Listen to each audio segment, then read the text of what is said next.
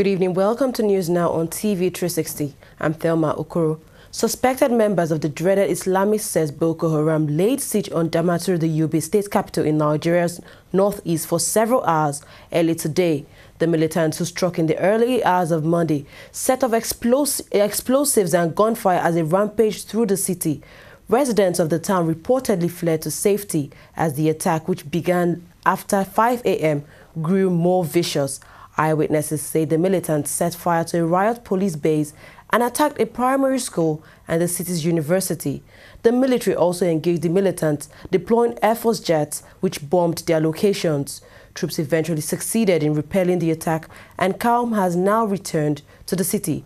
Boko Haram has vowed to create an Islamic state in areas it controls, with Nigerian authorities struggling to defeat the militant group, which has been waging an insurgency since 2009.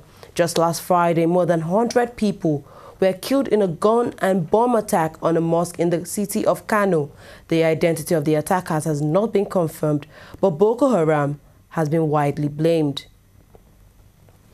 Just as people were coming to terms with the Damaturu attack, two female suicide bombers set off bombs at its next-door neighbor, Maiduguri, in Borno State, killing 6 persons and injuring 36. Reports say the explosions went off at about 11:20 a.m. at the popular Monday market, where a similar attack occurred there last week and dozens were killed. Spokesperson of the Borno State Command of the Nigeria Police, Gideon Jibrin, confirmed the attack, adding that aside from the dead, many more people were injured. No group has claimed responsibility for the attack, but Boko Haram is being suspected. The sect has carried out a series of attacks in Maiduguri, which is its birthplace. Following Friday's bomb explosion, which left over 100 people dead in Kano Central Mosque in northwest Nigeria, the United Nations has pledged its full support for Nigeria to end terrorism. UN Secretary General Ban Ki-moon said that there was no justification whatsoever for the attacks on civilians. He reaffirmed the full support of the United Nations to Nigeria's efforts to fight terrorism and to provide security to the population consistent with international laws and Nigerians' human rights obligations. He, however, called on relevant authorities to swiftly bring the perpetrators to justice.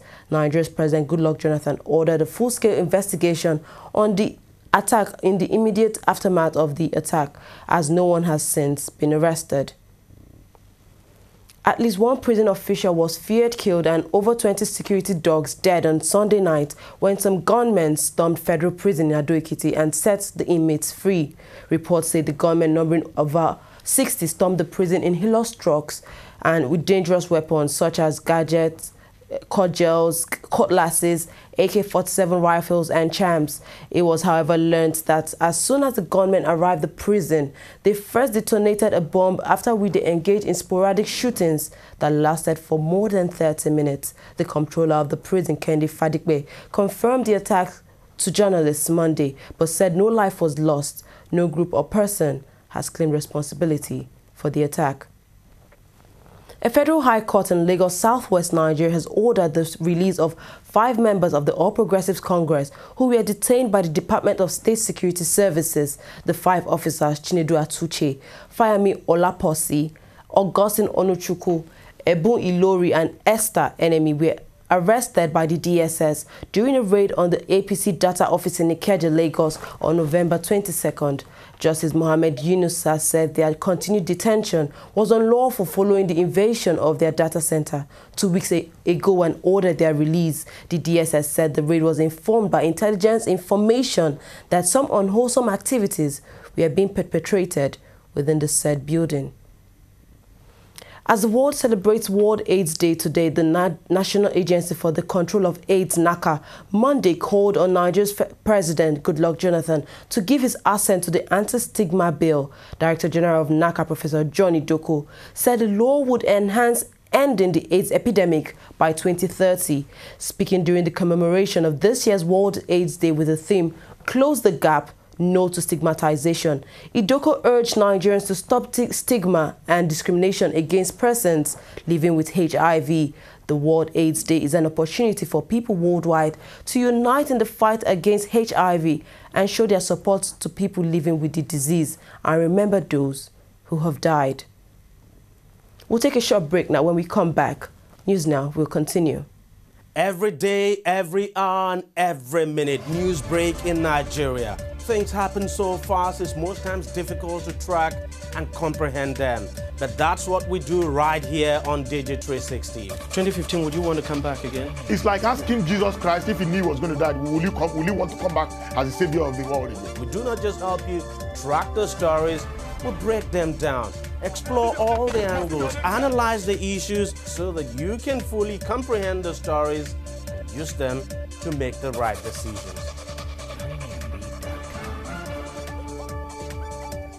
Welcome back to News Now.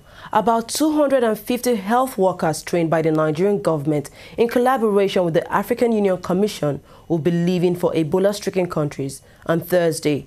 Director General Nigerian Center for Disease Control, Professor Abdulsalamin Nasidi, who spoke at the opening ceremony of the two-day departure training for the volunteers in Lagos Monday, said the federal government will dispatch a second batch of 250 workers in January. Nasidi said the health team consists of doctors, nurses, pharmacists and other health professionals from Lagos, Cross Rivers and the Capital Territory, Abuja.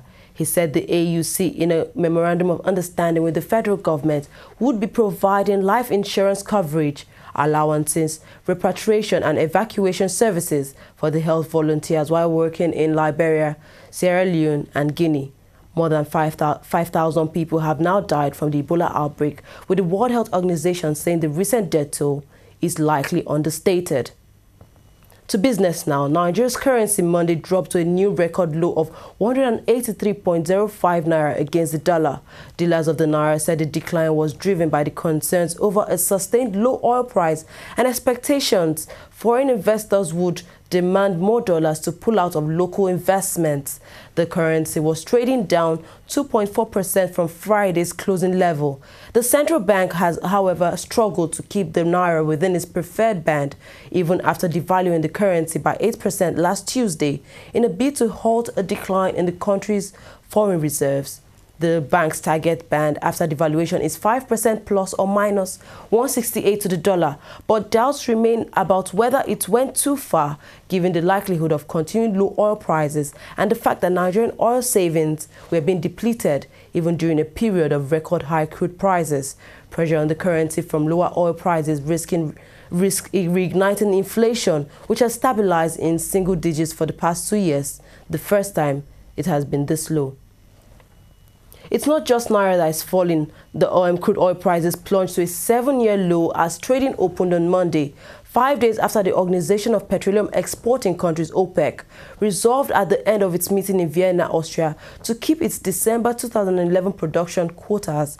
OPEC Secretariat calculations showed that the price of OPEC basket of 12 crude oil, which stood at $68.89 per barrel on Friday, rose marginally, with Brent crude oil rising to $69.04 per barrel on Monday, the lowest level close to the price of $69 per barrel attained in 2007. Barclays on Monday lowered its expected average crude oil price to $72 per barrel, down from its $93 a barrel previously, in a sign analysts have been becoming more bearish following last week's OPEC meeting, which left supply targets unchanged. However, days after the OPEC meeting, indications are that the resolution to keep production quotas at 30 million barrels per day may have failed to halt the decline in crude oil prices, with losses at more than 40% since a peak above 100 barrels in June. And following the continued drop in the oil prices, Nigeria's federal government last month announced it would introduce some austerity measures aimed at cushioning the effects of the decline on the economy. The federal government also scaled down the crude oil benchmark for the 2015 budget from $78 to $73 per barrel.